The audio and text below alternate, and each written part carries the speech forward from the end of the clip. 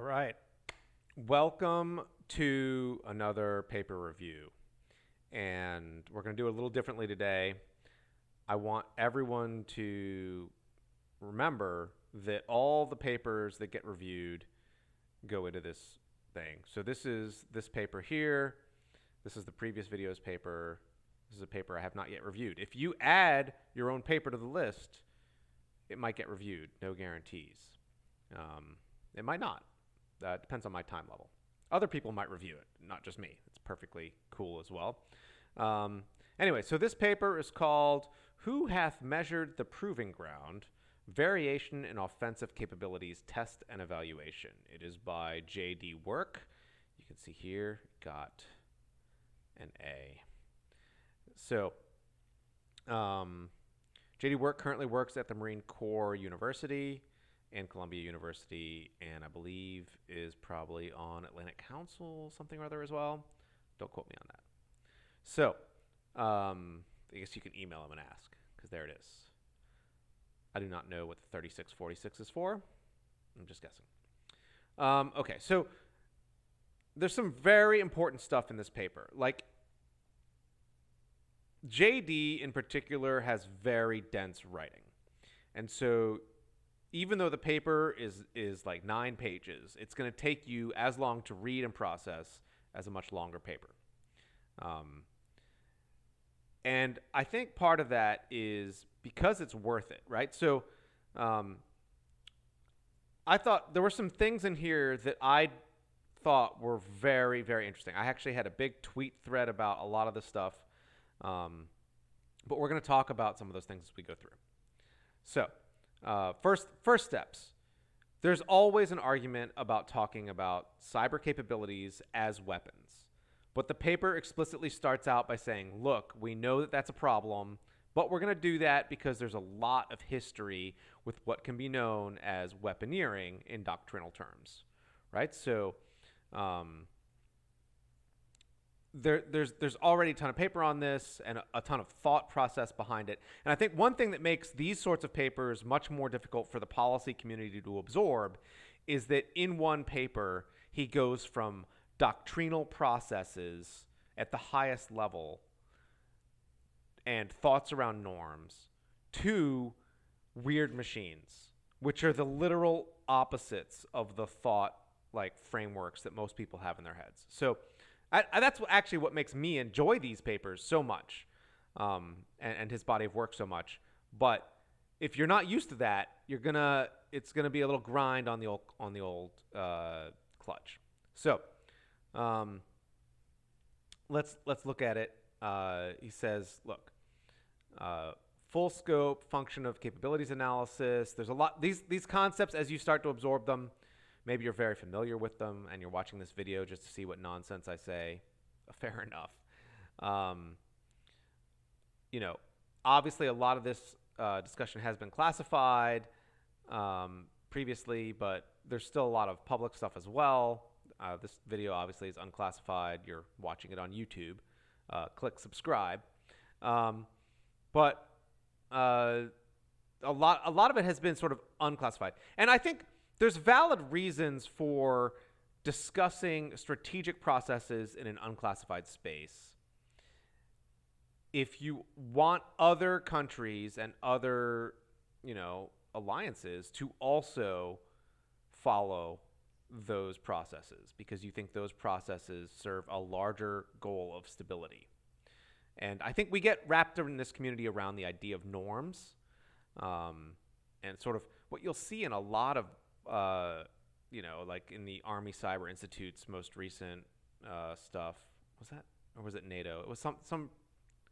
I think it was a NATO thing. But you'll see people sort of propose some sort of sweeping norm, and then be like, "This would be a good thing for everybody to do."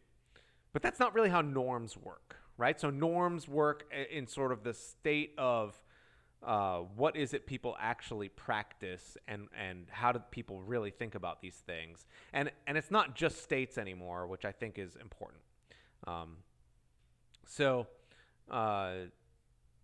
There's a couple things in here that I definitely disagreed with, but I want to talk about how the paper represents the argument. And so the paper represents the argument, first of all, there is a lot of cyber threat intelligence that gives you data in this space. And the paper later talks about 3 different examples. There's Stuxnet, Eternal Blue, and WannaCry, and Yetya, not Pecha or whatever you want to call it. And then this one, which I was not as familiar with, which is the Russians hitting the Saudi Arabians on a OT network. So there's these 3 examples. They have different failure sets.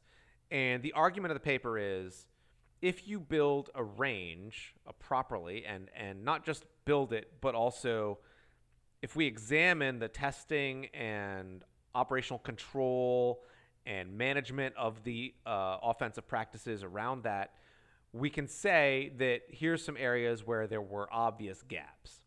Now, Stuxnet is listed very carefully. There's some stuff in here that I thought was really interesting about Conficker, and it was something that I was not familiar with, and you may not be familiar with, but that commercial cyber threat intelligence is known to have leveraged some information leaked by Conficker, and which was a big worm that was rampaging all over for a long time using multiple exploits. Non-ODay, I think, but I could be wrong. To learn about the Iranian military and leadership information environment. So there was this rumor that he's hinting at here that people used to really believe that Conficker was like a U.S. government thing, when that would have been a really weird operation for the U.S. government to be running. But people, for some reason, assumed that. And he's pointing out here as to what was more likely to be the case, which is that information was gathered from analyzing Conficker, which was then used for U.S. government operations. You could think of it as like third-party collection or something like that. So, or fourth-party collection? Not the first or second, right? So, so this was a fascinating thing, assuming I read it properly. And then again, all right, error apparently. Okay, so here's where my one of my issues with the paper was, which was when you run an operation in a lot of parlances, you're throwing exploits. There's a sense of like, you know, I'm releasing something and it's out of my hands at that point, right? So that's the terminology and the sense of it.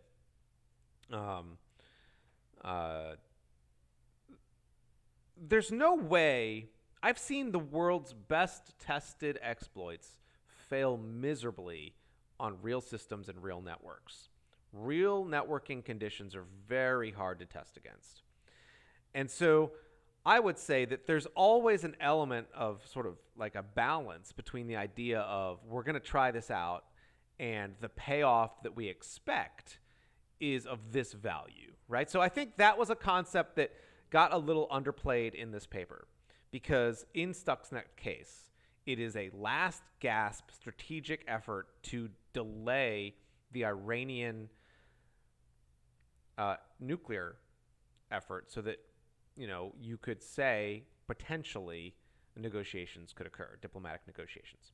So I would say that it may not have been an error. It may have been a risk that you absorbed, right? So it may simply be, we think the risks are here, the payoff is here, and we absorbed the risk and we went for the payoff because we had to, right? Like it was worth it.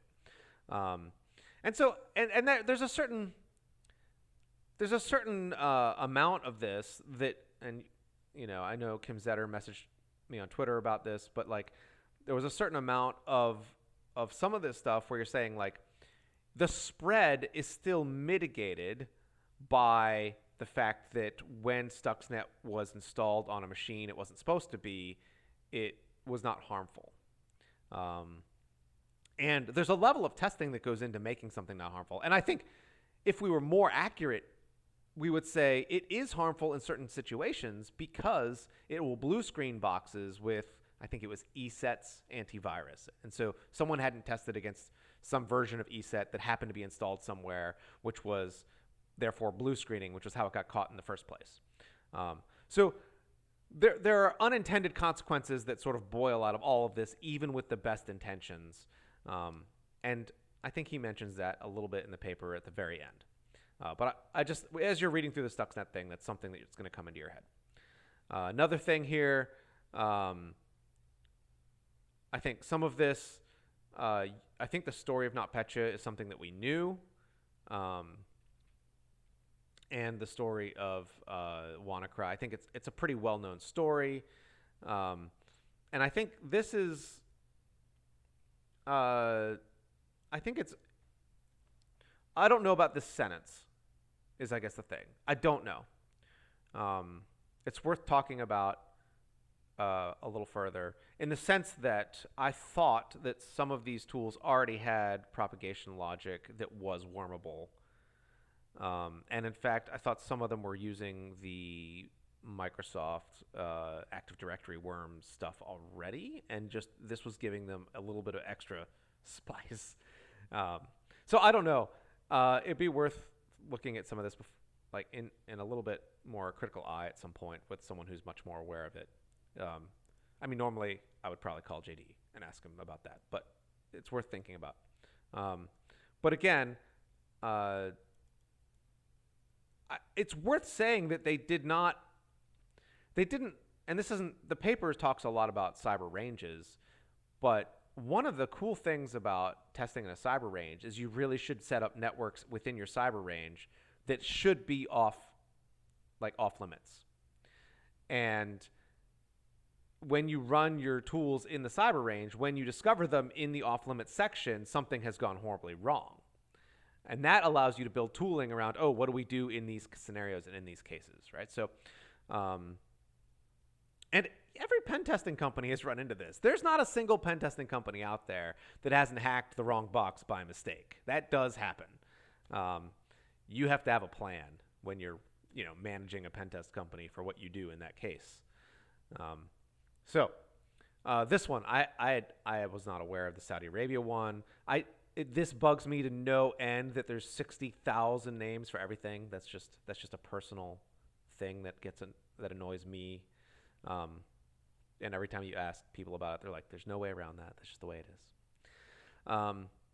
So I thought this was really interesting as a read, just to become aware of it in case you haven't read everything that FireEye has ever written, which I have not. I only have so much room in my head for the stuff, and the names start swimming through them.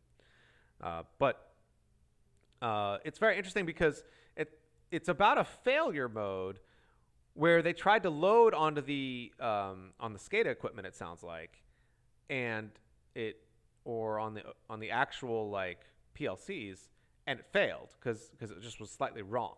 And he goes on to talk about how export control and sanctions and stuff can affect a nation's ability to properly test because they can't get access to the materials that they would need to test against, even if they wanted to. So that I thought was fascinating in terms of tying it all together. And there is a question sometimes, it's very hard to know, were they unable to test this properly, or did they not feel like it, or was it just too expensive? Like there's certain equipment that they start at $100,000 and they move up from there, right? So are you going to test against every version of the Blue Coat? Do you have every version of the Blue Coat or whatever giant networking piece of equipment you have? So these are all questions. These are things you're going to think about as you go through this paper. So one of the things that I saw very clearly in this paper is that there's such a thing. They talk a lot about capabilities, validation through using cyber ranges, aka controlled testing and evaluation, and the difficulty of doing this because obviously your people who make cyber ranges are not always your best people. They're not as tied to your operational needs. They're not promoted as fast. Therefore, all your really best people go where they're going to get promoted, aka the offensive team. And that's a little bit of a difficulty, but I also see there's a difficulty here with how teams are really set up. So teams can be constructed in different ways. The developer team can be throwing code over the wall, as we used to call it, to an operations team who does the actual work, right? So you see this, and he mentions it with like the Russians buying random crimeware and just re-engineering it slightly and throwing it out there in the world, or using it for a lot of good reasons, for anti-attribution, like, oh, it's just crimeware, but also to save money and time, right? So if you're doing this job right, you probably have a bunch of different tools in a sort of pipeline, because if one tool suddenly disappears, you need to put another tool chain in place. And that can be very expensive, but you don't want to have a gap in capability in the meantime, right? So if you look at what's happening here, he's saying your cyber range people, first of all, they're not part of a cycle, is part of the problem, right? So they may not be getting information you may not have invested in learning enough about the targets in the first place to have it properly modeled. You may not have invested in building a big enough or complex enough range or accurate enough range, even if you did have the model. And the development team you have put that's even testing the code may not know enough about real world networks to build the tool in a way that is safe for those networks.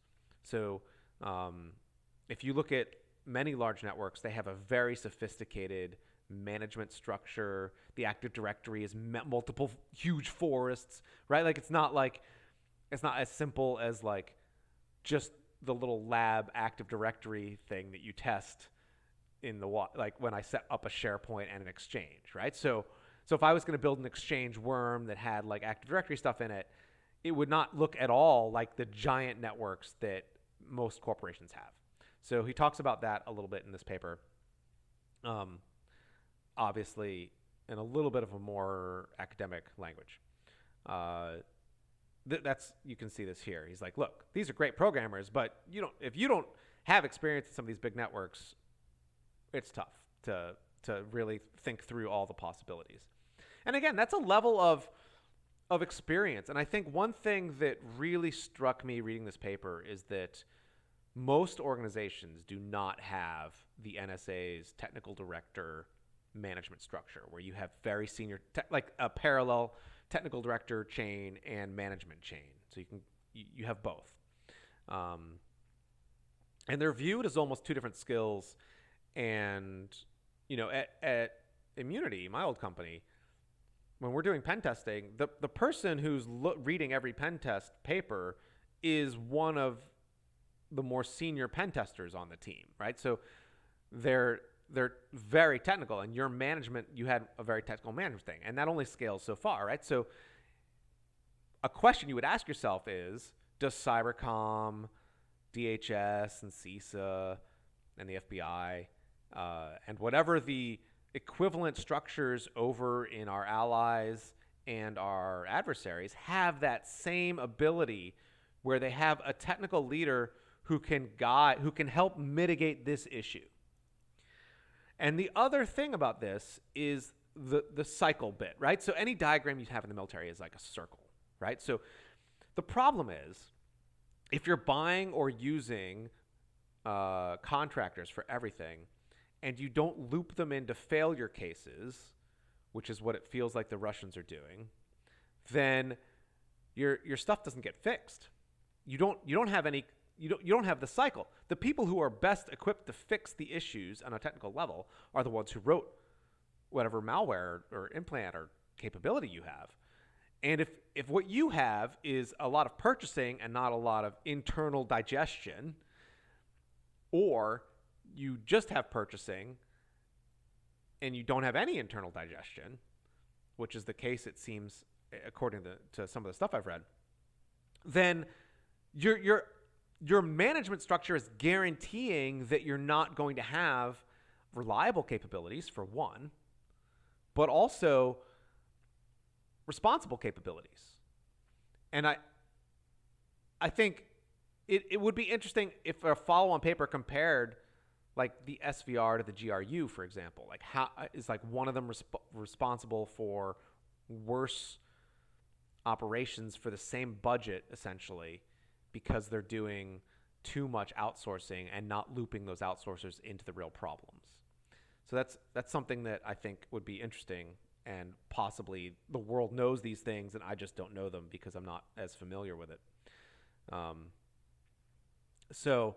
And again, with these videos, I don't present myself as having like a 100% perfect understanding of this space of, especially in this case, of all operations that people have written about, because nobody has that much in their heads, especially not me.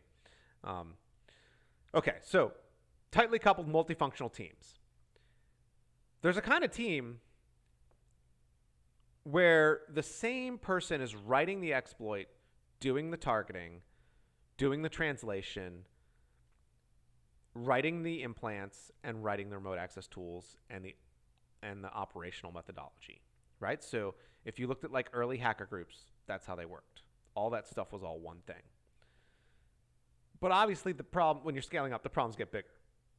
So as you start building this out as a team, where each person is not just running on their own little lonesome, how tightly coupled is a question that you're going to have to answer as from the operational structure, right? You're going to have say, like, we need our like top level managers to understand those structures and how tightly coupled they are and what the trade-offs are. And this is actually addressed later in the paper.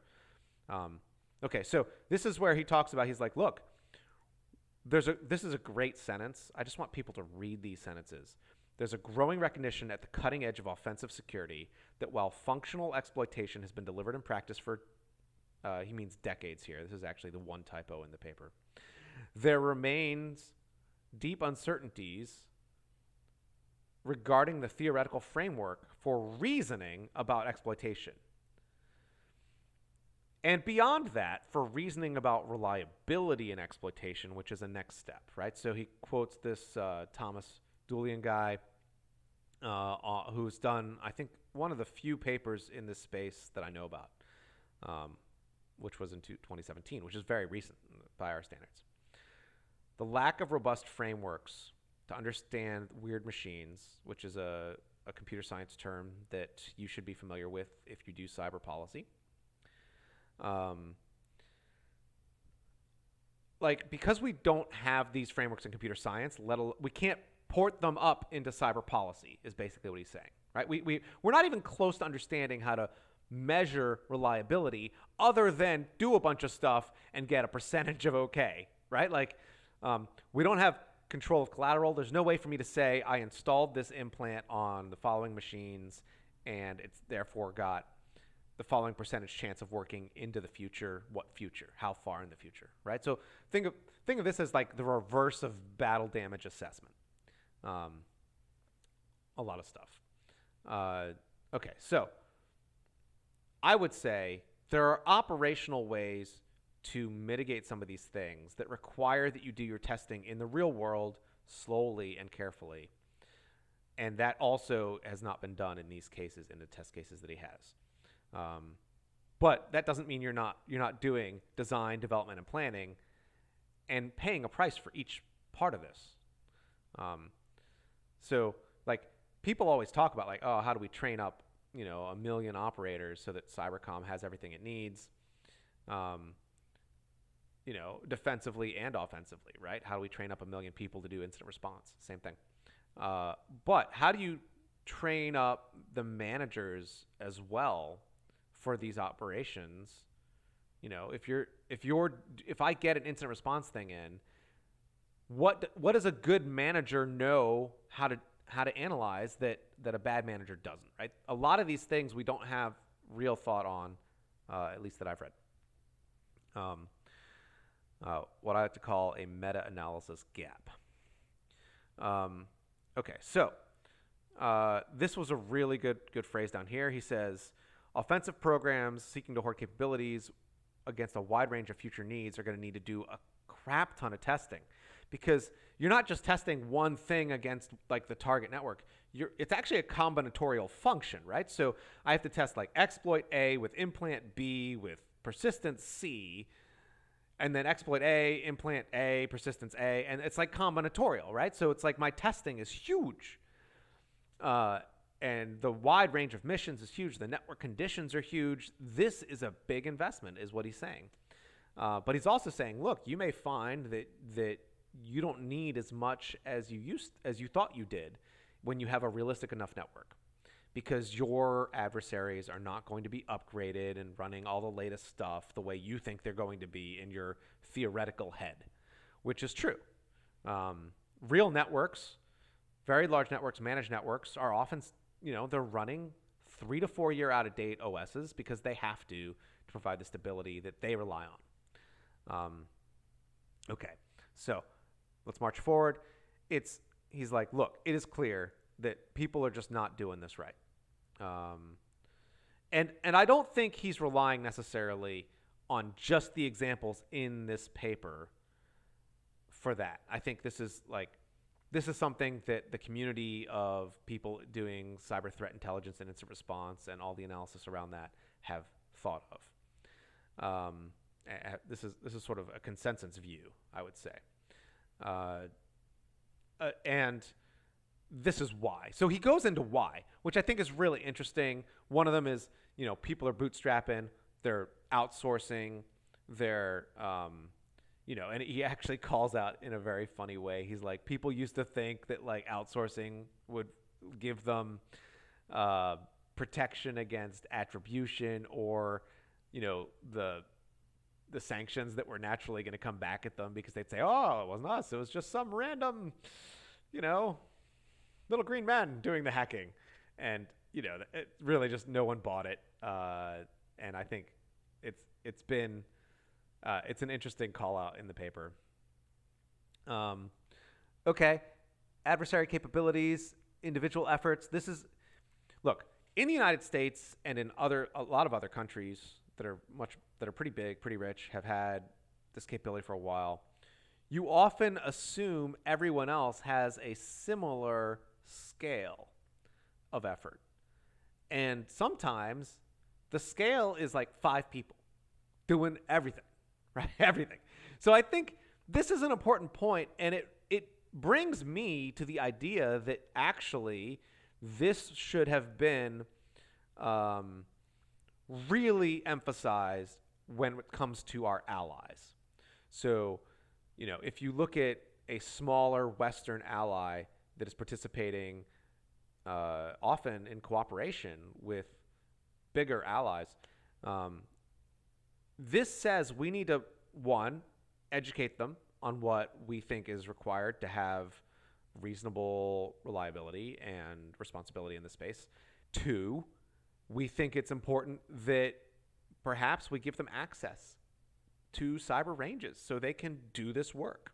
How do you give someone who is an ally but also, potentially not friendliest ally, access to a cyber range so they can develop their offensive capability is a question that I think we share. That they don't trust you as much and you don't trust them as much, but you want them to be at a certain level.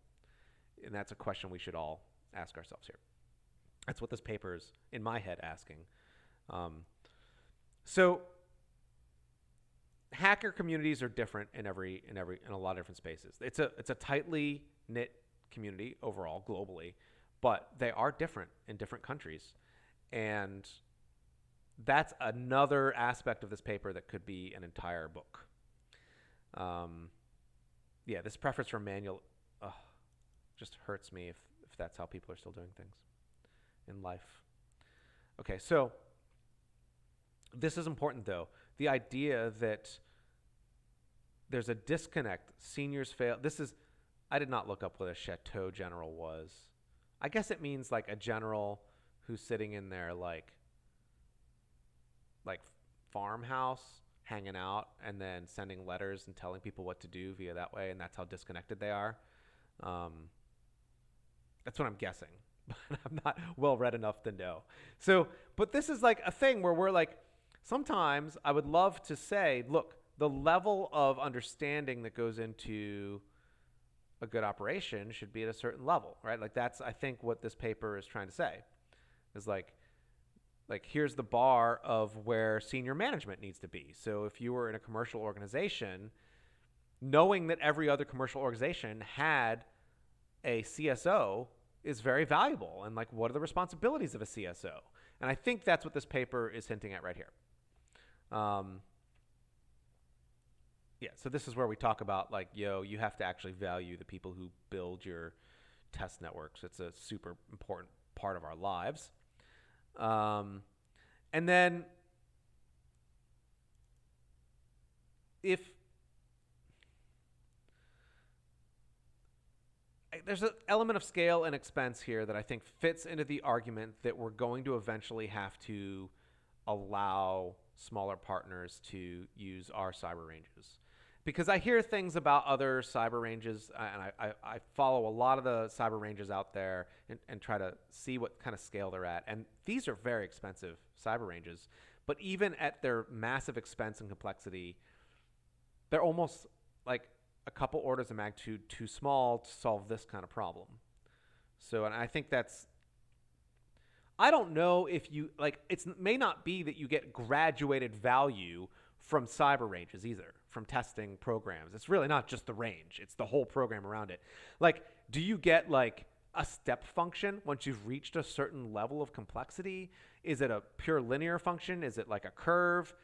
That kind of does, like, some conceptual understanding of that does matter for some of these thoughts. So again, you may not have the intelligence necessary to match specific targeting. That's just a problem in life. It makes a lot of sense.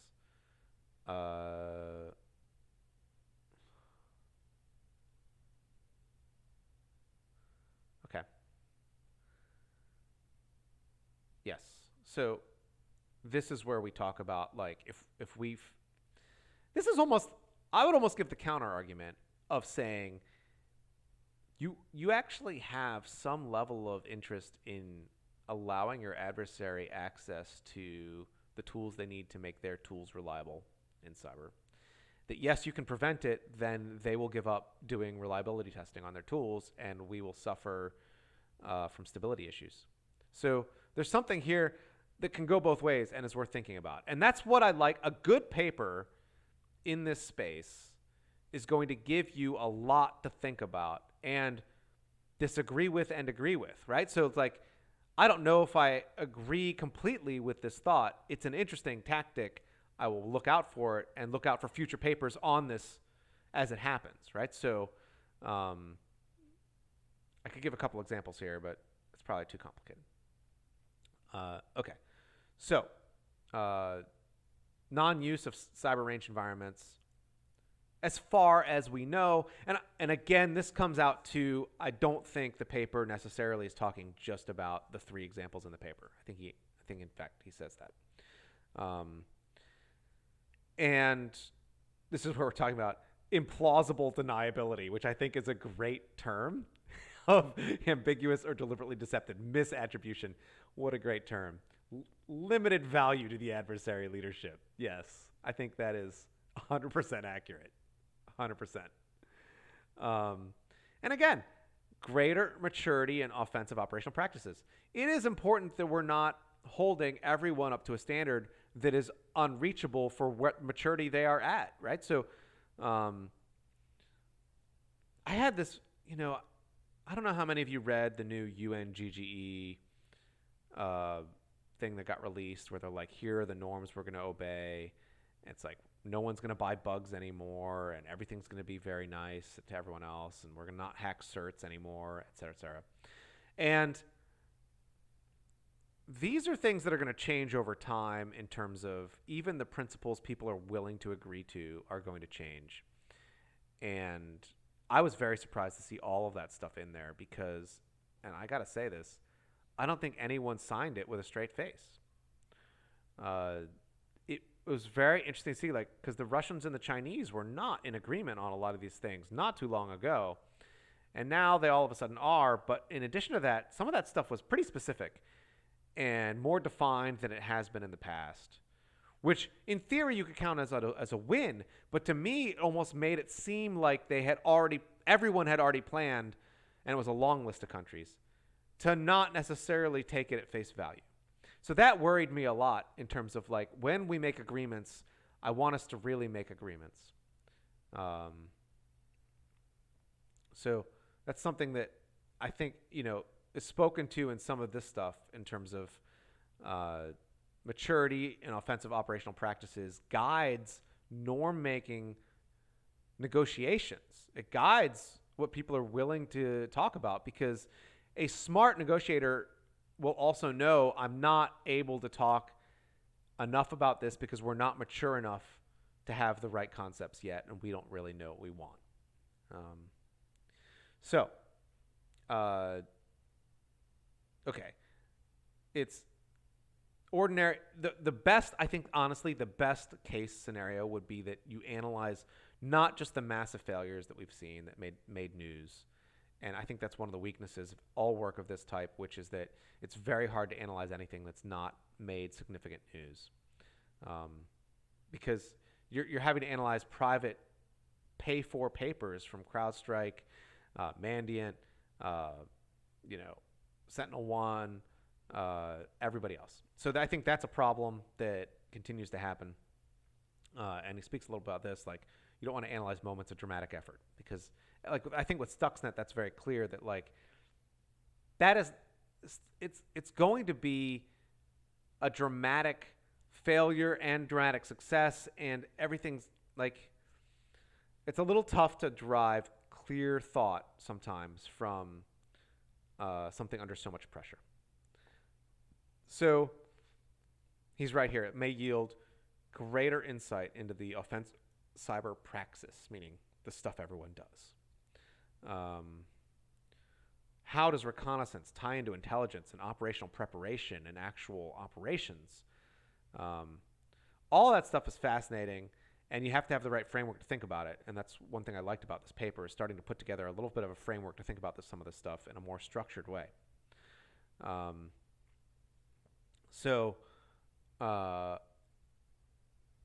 Filling in our understanding of leadership perceptions and misperceptions following intrusions. I would say one of the most important things about this is we spend a lot of energy in the policy space going back over things that have been talked up in the newspaper space in order to clarify them for leadership. Because if we don't, we end up spinning off into all sorts of weird areas that are not, first of all, very dangerous. They're very dangerous. When a newspaper comes out and says, this attack was caught from the SVR, it is a clear escalation and counteracts what Biden was saying, Biden has to respond to that, right? Like, his team is getting called, like, hey, right? Like, why am I looking terrible in the news? And if it's not true that it was an escalation, and if the picture that is drawn is more about clickbait than anything else, then that's super bad. That's super dangerous. So you see a lot of people spending a lot of energy correcting that sort of thing, because leadership misperceptions matter. Improperly interpreted signaling matters. There always are going to be emotional responses and cognitive traps. That's like an accepted thing. That's just going to happen.